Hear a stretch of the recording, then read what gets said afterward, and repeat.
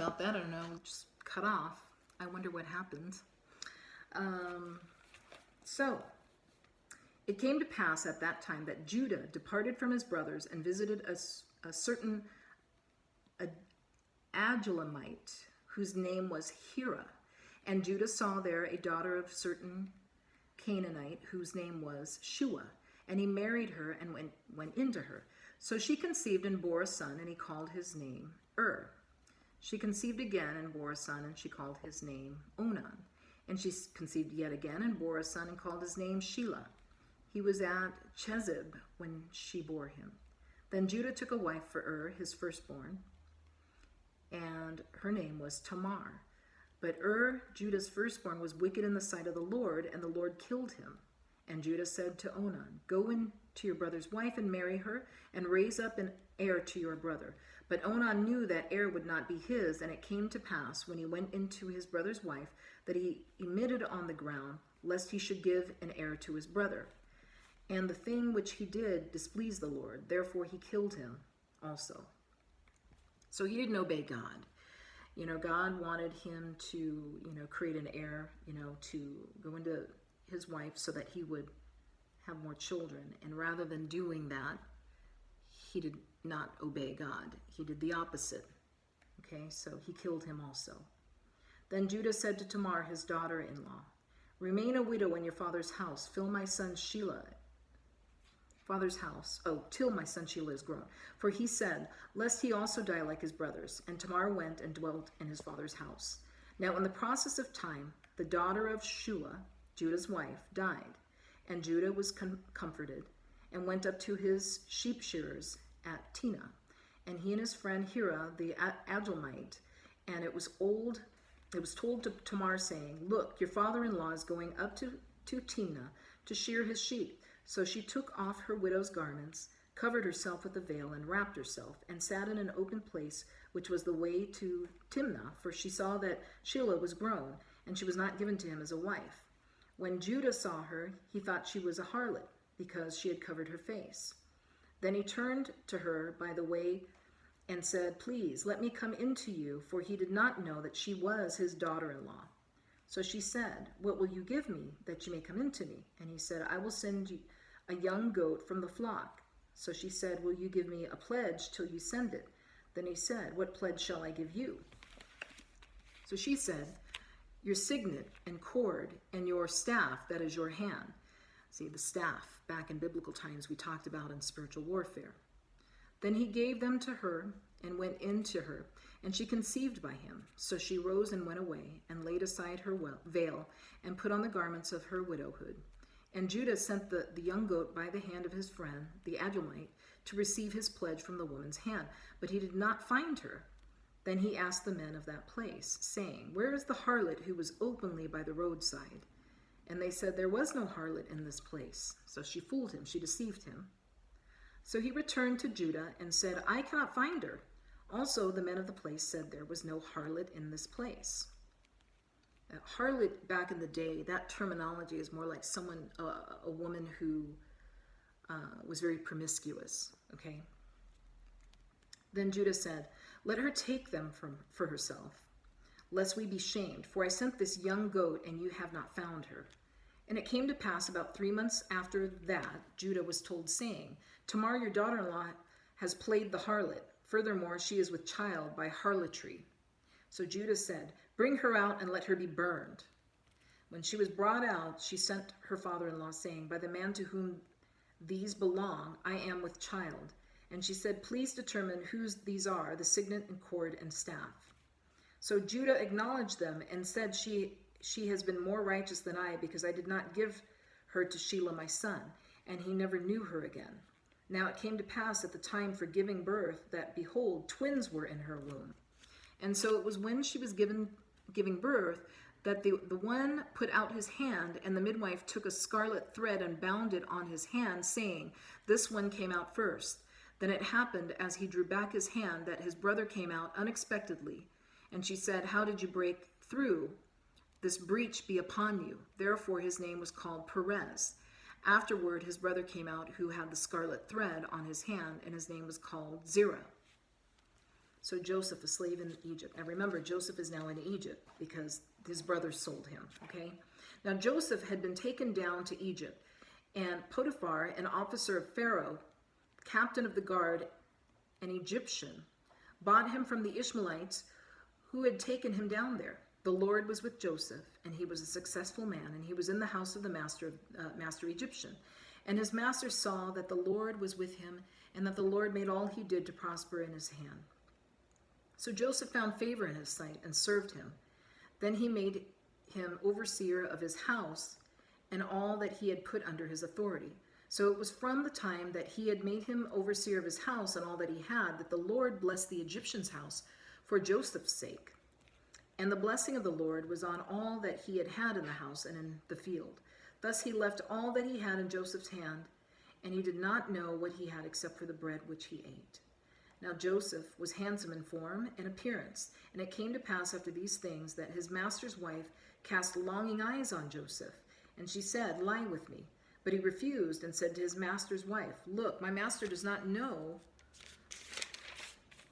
what is with me in the house, and he has committed all that he has to my hand. There is no one greater in his house than I, nor has he kept back anything from me. But you, because you are his wife, how can I do this great wickedness and sin against God?" See, that's adultery. Now remember, all this wickedness was starting to begin, all right? God had not laid down commandments yet because the evilness was beginning. You know, people were starting to do evil things, killing each other, adultery, all this other stuff, okay? So it was as she spoke to Joseph day by day, but she kept trying to convince him, you know, that he did not heed her, to lie with her or to be with her. But it happened about this time when Joseph went into the house to do his work and none of the men of the house was inside, that she caught him by his garment saying, "Lie with me." But he left his garment in her hand and fled and ran outside. So she was trying to seduce him, okay? So it was, when she saw that he had left his garment in her hand and fled outside, that she called to the men of the house and spoke to them, saying, "See, he has brought into us a Hebrew to mock us. He came in to me to lie with me, and I cried out with a loud voice. And it happened when he heard that I lifted my voice and cried out, that he left his garment with me and fled and went outside." So she lied about him, okay? She felt rejected, so she lied and made it look like he was the one that tried to seduce her. So she kept his garment with her until his master came home. Then she spoke to him with words like these, saying, "The Hebrew servant whom you brought to us came to me to mock me. So it happened as I lifted my voice and cried out that he left his garment with me and fled outside. So it was when his master heard the words which his wife spoke to him, saying, 'Your servant did to me after this manner,' that his anger was aroused. Then Joseph's master took him and put him into a prison, a place where the king's prisoners were confined. And he was there in the prison. But the Lord was with Joseph and showed him mercy, and he gave him favor in the sight of the keeper of the prison. And the keeper of the prison committed to Joseph's hand all the prisoners who were in the prison. Whatever they did there, it was his doing. The keeper of the prison did not look into anything that was under Joseph's authority, because the Lord was with them, and whatever he did, the Lord made it prosper." See, God, this is why you have to understand the importance of God, his power, and remembering he's the creator, okay? Because it does not matter what predicament we're in. It does not matter the situation. Man is not the one in charge here. It is God. And that's what most of us have forgotten in the carnal world, okay? You know, you get a lot of people that get into the situations, you know, where they feel hopeless, right? And we're in situations like that right now with the lockdown and people being laid off. They feel hopeless and they're relying on man and they're relying on unemployment and they're relying on that for resources. They're getting increasingly disappointed and frustrated, but they don't realize all they have to do is look up to the heavens and pray to the Holy Father. "Lord, help me, God. You said you'd supply all of my needs according to your riches and glory through Christ Jesus. I believe your word, Lord, so therefore I shall receive it." Faith, okay? But recognizing and praying, praising, and thanking him. Thank him in advance, because that's two things, okay? When you say the prayer of faith and you ask for something, and then you thank him, that's showing him you believe it's already yours, and you're showing gratitude, which is how you sustain your blessings, okay? So the Lord made it prosper, right? It came to pass after these things that the butler and the baker of the king of Egypt offended their lord, the king of Egypt. And Pharaoh was angry with his 2 officers, the chief butler and the chief baker. So he put them in custody in the house of the captain of the guard in the prison, the place where Joseph was confined. And the captain of the guard charged Joseph with them, and he served them, so they were in custody for a while. Then the butler and the baker of the king of Egypt, who were confined in the prison, had a dream, both of them, each man's dream in one night, and each man's dream with its own interpretation.